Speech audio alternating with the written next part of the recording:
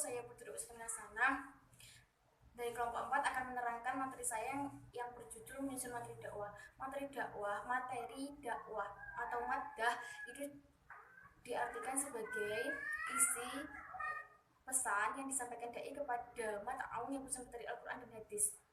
Yang meliputi pertama adalah akidah atau keimanan.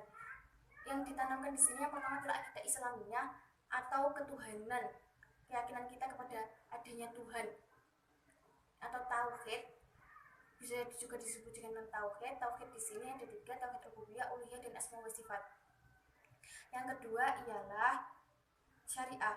Syariah itu mencakup bidang ilmu seperti jinayah, kemudian ada munakahat, mawaris, dan lain sebagainya. Yang ketiga adalah akhlak. Akhlak ialah perbuatan atau sikap baik dan buruk yang harus dilakukan manusia dan harus ditinggalkan oleh manusia.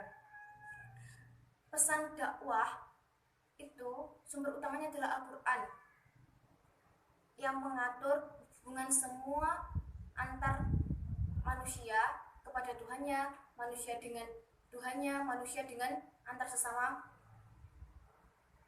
manusia atau manusia dengan alam semesta. Yang pertama, keyakinan kita tentang adanya Tuhan itu disebut juga dengan ayat uluhiyah. Kemudian hubungan manusia dengan Tuhan itu disebut juga dengan tauhid ubudiyah. Hubungan manusia dengan manusia itu disebut juga dengan muamalah. Hubungan manusia dengan alam semesta atau alam sekitarnya itu disebut juga dengan ayat kauniyah. Pada hakikatnya, pada dasarnya dai menyampaikan materi dakwah harus melihat tingkatan mat'u itu sendiri agar materi dakwah itu bisa diterima dengan baik dan tepat oleh tepat sasaran mat'u dan mencapai tujuan dari dakwah itu sendiri. Tingkatan mat'u di sini ada 3. Yang pertama adalah tingkatan dasar. Tingkatan dasar di sini itu tingkatan seperti tingkatan anak-anak dan orang yang baru masuk Islam atau mu'alaf. Di sini hendaknya dai mengajarkan materi seperti baca tulis Al-Quran, kemudian mengenai tentang bahasa Arab dasar, mengenai tentang sejarah Nabi Muhammad SAW, dan lain sebagainya. Kemudian yang kedua adalah tingkatan menengah. Tingkatan menengah itu siapa sih? Tingkatan menengah itu adalah tingkatan orang yang sudah belajar tentang Islam dan sudah mengerti tentang ajaran agama Islam itu sendiri.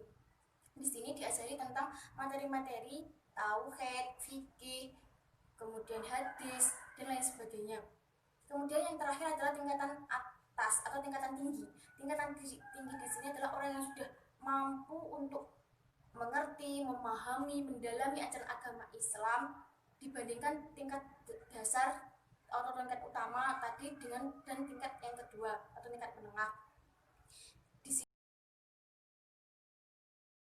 sini diajari tentang materi-materi yang tidak diajarkan pada tingkatan dasar dan tingkatan menengah. Menurut Hamzah B. Uno dalam bukunya, materi itu harus dai harus menyampaikan materi, harus menyesuaikan dengan tujuan, materi harus sesuai dengan sosial kultural yang ada di lingkungan mat'unya. Kemudian materi itu disusun dengan sistematis dan berurutan, dan juga materi itu jika ada yang penting itu harus dicetak miring atau digaris tebal. Terima kasih. Saya akan menjelaskan langkah-langkah penyusunan materi dakwah. Yang pertama, langkah-langkah penyusunan dakwah yang sistematis itu antaranya yang pertama itu pemilihan topik dakwah. Secara garis besar, dakwah dapat dipilih menjadi 2 topik besar, yaitu pertama, topik yang bersifat aktual yang rutin di dalam masyarakat dalam kehidupan sehari-hari. Misalnya tauhid, sholat, takwa. Kedua, topik yang bersifat tematik yang secara insidental dialami oleh masyarakat, misalnya pilkada, pilres, dan sebagainya. Kedua, materi dakwah ini sama-sama bisa digunakan sesuai dengan situasi dan kondisi. Misalnya pada awal bulan Muharram, sebaiknya memilih materi dakwah yang berhubungan dengan momen tahun baru Hijriah. Terus antara lain seperti hijrah, tradisi suro, dan peristiwa historis bulan Muharram. Jika mengisi dakwah dengan pertengahan bulan Muharram, memilih materi dakwah tematik yang berhubungan dengan isu yang sedang diperbincangkan masyarakat pada waktu itu, sehingga masyarakat itu memiliki pemahaman Islami terkait isu tersebut. Antara dan tidak percayaannya antaranya huwak ngoten, Islam Nusantara, Islam Khalifah, dan sebagainya. Kemudian penghimpun referensi topik dakwah. Setelah menentukan topik tadi, langkah yang akan disampaikan yang kedua itu menghimpun referensi yang relevan dengan topik dakwah agar lebih maksimal. Setidaknya itu dibutuhkan 5 jenis referensi. Yang pertama itu Al-Quran. Al-Quran itu sumber utama ajaran Islam yang seharusnya itu dilibatkan dalam dakwah, apalagi pada fenomena yang menunjukkan antusiasme umat muslim kontemporer terhadap Al-Quran. Untuk itu, seorang dai itu harus bisa menghubungkan dan paham tentang isi Al-Quran dengan fenomena yang ada. Terus yang kedua yaitu hadis, memberikan penjelasan dan uraian yang lebih praktis dan detail yang menyangkut topik dakwah, mengingat umat Islam kontemporer itu cenderung kritis, banyaknya berbicara dengan status hadis. Para dai itu perlu mengetahui status hadis minimal perawi, mukharij hadis tersebut, kitab hadis yang dirujuk, dan validitas.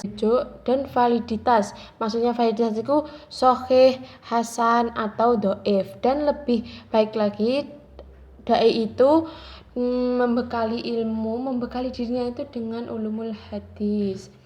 Terus yang ketiga itu yaitu kitab-kitab klasik yang terpercaya untuk mendapatkan pemahaman yang lebih baik lagi.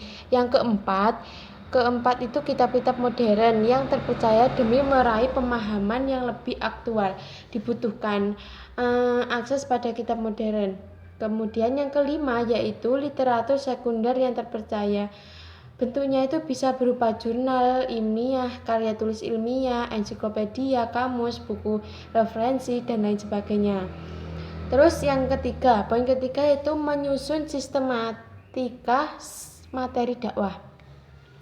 Ketika bahan referensi itu sudah siap, langkah berikutnya adalah menyusun dakwah materi secara sistematis.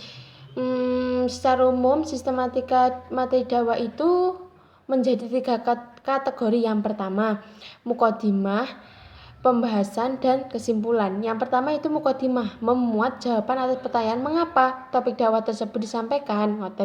Terus yang kedua, pembahasan. Ada 3 langkah pembahasan yang harus ditempuh oleh para dai. Yang pertama itu menentukan sudut pandang yang digunakan.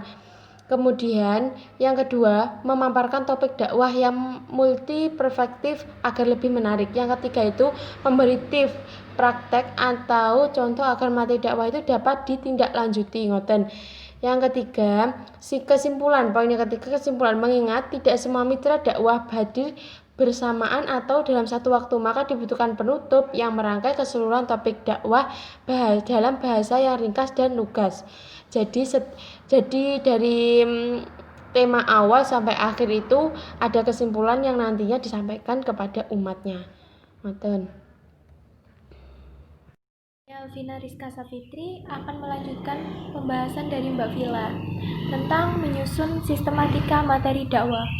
Ketika bahan referensi sudah siap, langkah berikutnya adalah menyusun materi dakwah secara sistematis.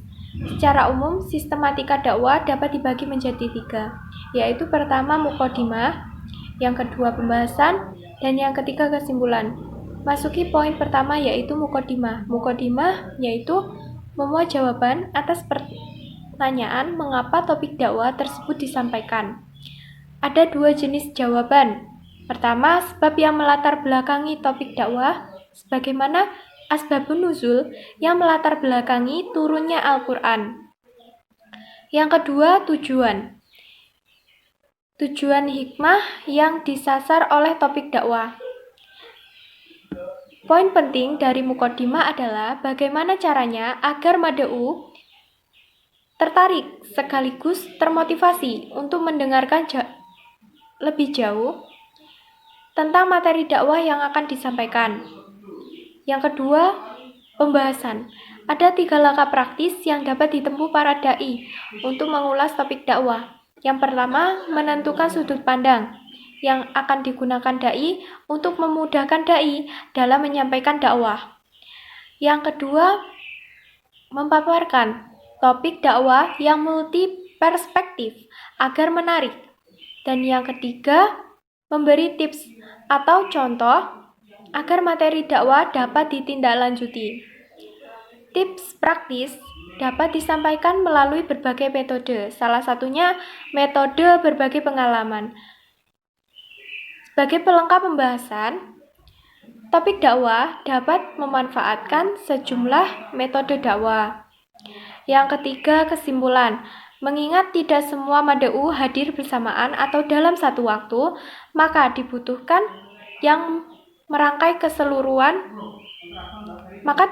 penutup yang merangkai keseluruhan dalam bahasa yang singkat, ringkas, lugas, dan praktis, serta mudah dipahami. Sekian penjelasan dari saya. Wallahul muwaffiq ila aqwamit thoriq. Wassalamualaikum warahmatullahi wabarakatuh.